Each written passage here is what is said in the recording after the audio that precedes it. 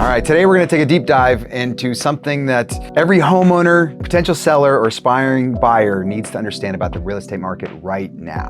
Hey there, it's Ryan. We are in the early stages of what could be a shift in the pricing in the real estate market as early as 2026. Right now we are in June 2025, and here are some things you need to know. Like most industries, the real estate market is a supply and demand industry as well. So as we see supply increasing and demand not increasing as fast, that's gonna cause a shift in any industry, and that's what we're experiencing right now.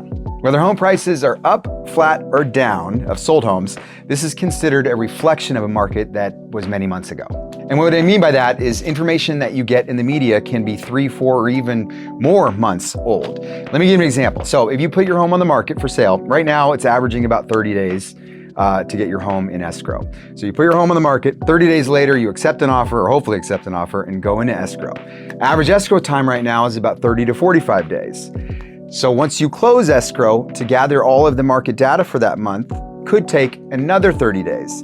Then the information has to be timed to report it out in media outlets, which could potentially be another 30 days. So if everything is average, the average time of that information is 4 months old. So if you're someone that's thinking about buying or someone that's thinking about selling, then there's certain things that you should be paying attention to. And these are what we consider the leading indicators of where the market is going, not where it's been. And what those are is basically simple supply and demand. How many properties are hitting the market in the last 30 days compared to how many properties are going off the market. So give you an example, if there's 3,000 that are going on and 2,000 that have come off or essentially gone into escrow, then our inventory levels have climbed 1,000, which means that we're moving towards more of a buyer's market. These are the leading indicators of where the market would be headed. So what are these leading indicators telling us, and what does this shift in the real estate market mean for you and your real estate plans as we move towards 26? So as of April 2025, there are 500,000 more sellers in the nation than there are buyers. That's a huge increase. That is not a typo. There are 33% more sellers than there are buyers right now. Just a year ago, sellers outnumbered buyers by just 6%. 2 years ago, buyers actually outnumbered sellers. And this is a leading indicator of where the market is headed, not where it's been. So why such a dramatic change? Well, it's a couple things. First of all, prices are extremely high.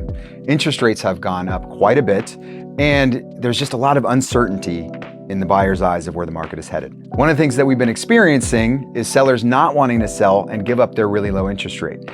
We've started to see a change in that, and that's begun to ease. So what I mean by that is homeowners that either refinanced a couple years ago or purchased have been very reluctant to get rid of that rate, and that has begun to change. This has been one of the main drivers of the low inventory that we've been experiencing in the past 4 years, but that is beginning to change and people are moving. So if you're someone that's looking to buy a house, you're gonna experience more options and definitely less bidding wars than we're used to. So like we mentioned earlier, across the United States, there's different markets and they're all responding differently. For example, the West and the South, inventory has climbed between 1% and 5%. Meanwhile, in the Midwest and the Northeast, those markets are a little bit different. So those inventory levels are down between 40 and 55%. So why is that? That's because there's been a lot more new construction on the West and the South parts of the United States than the Midwest and the Northeast.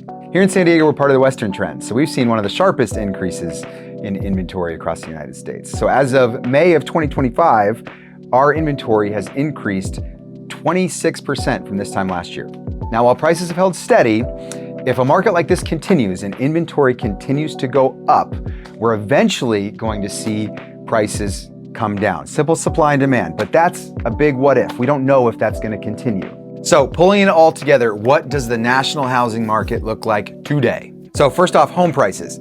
So according to many different sources nationally, the home prices are still up about 2% from last year, with a median sales price across the country of around $415,000. Now, even with that record high median price, the growth rate is actually the slowest we've seen in over a decade. So let's talk about sales activity. So sales activity across the nation is actually down 2% from this time last year. So we're seeing fewer transactions. So what does that mean? This is a great leading indicator of where the market is headed. This is a great way of determining future demand.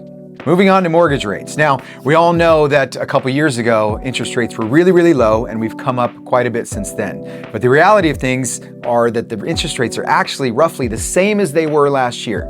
So they have stabilized in the market right now. Days on market, how long is it taking for a home to sell?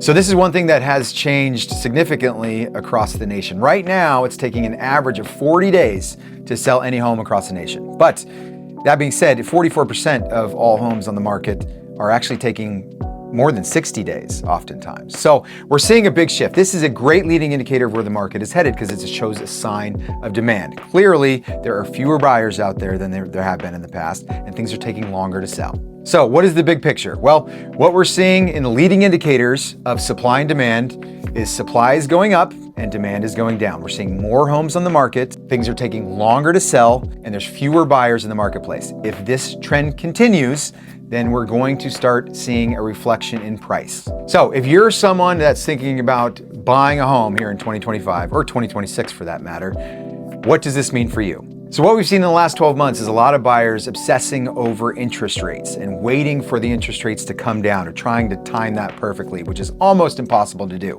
So what should you do if you're someone thinking about buying? If you find the house that fits your needs and that you love, buy it. What's the worst case scenario? So if rates come down, guess what? You get to refinance. If rates go up, guess what? You have a better rate than you could get today.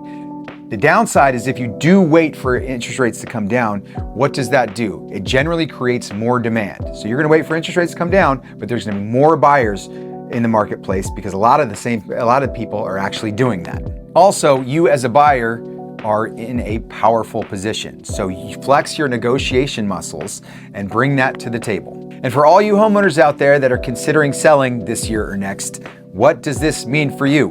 Now, things have changed. We are not in the market we were a couple years ago.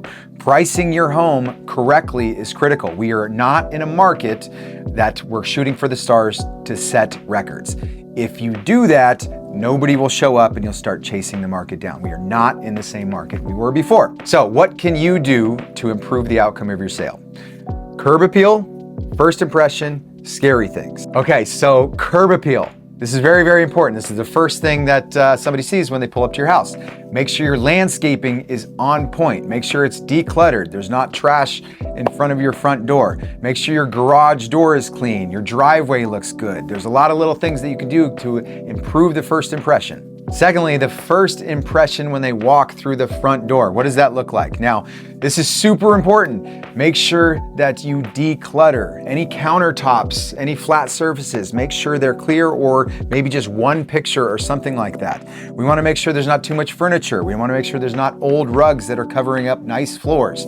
Things like that are going to make a huge difference. And lastly, scary things. What do I mean by this? Well, for example, let's just say you had a roof leak many years ago that you fixed, but you didn't fix the signs that there was a roof leak. For example, if you have one of those brown circles on your ceiling. Now, buyers will walk in there and see that and they'll automatically think that there's a problem, and they know that's from water, so they automatically think, well, is there mold in the ceiling? Is there roof leaks? It just spirals from there. So if you've already repaired an issue at the house but haven't fixed the little things that are signs that it was there, easy fixes go a long way. And the last thing is to be accommodating to buyer showing requests. So they are in the driver's seat a little bit more than you are right now. So don't be picky about time frames that buyers can see the home. If somebody calls and says, hey, I want to see your house, you say yes and get out of the way. So in conclusion, we are definitely seeing signs of the market changing. So if you're someone that's even considering transacting this year or next year, what should you focus on? The leading indicators of where the market is headed. That's supply and demand. Supply is the number of new homes hitting the market. Demand is the number of homes that are coming off the market. We're seeing a lot more coming on than coming off across the nation. Those are the leading indicators of where the market is headed, and that's what you need to pay attention to figure out which direction we're going.